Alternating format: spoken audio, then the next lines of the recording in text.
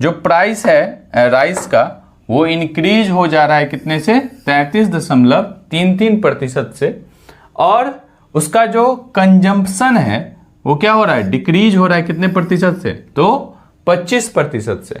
तो हमसे ये पूछ रहा है कि what is the percentage change in expenditure, ठीक है ना, खर्च में कितने प्रतिशत का बदलाव करना पड़ेगा।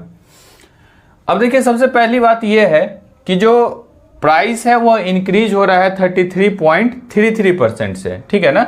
चावल की कीमत में 33.33% की वृद्धि हुई और खपत में 25% की कमी आई।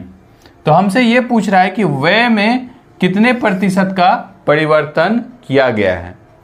देखिए आपको पता है 33.33% को हम लोग 1/3 लिखते हैं।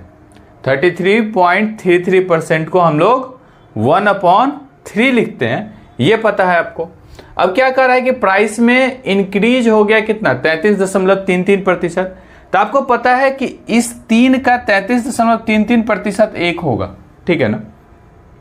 इसका मतलब यह है कि ये ओरिजिनल नंबर है और इसका 33.33% कितना है, 1 है।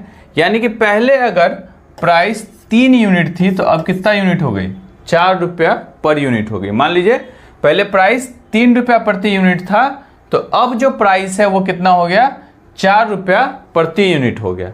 ये बात हमको समझ में आ रहा है। इसके बाद अब क्या बोला है कि जो कंजम्पशन है वो डिक्रीज हो गया 25% से।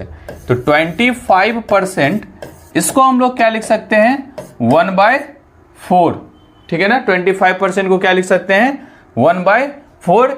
यानी कि पहले कंजम्पशन 4 यूनिट था मान लीजिए, तो अब क्या हुआ, इसका कंजम्पशन 25% डिक्रीज हो गया, मतलब 1 कम हो गया।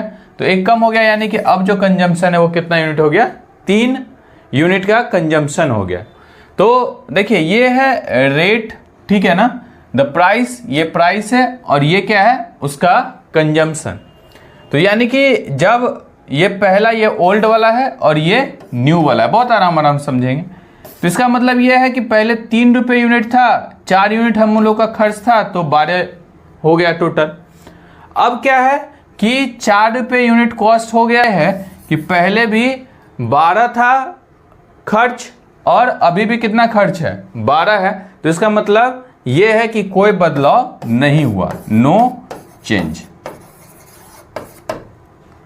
समझ में आया बात।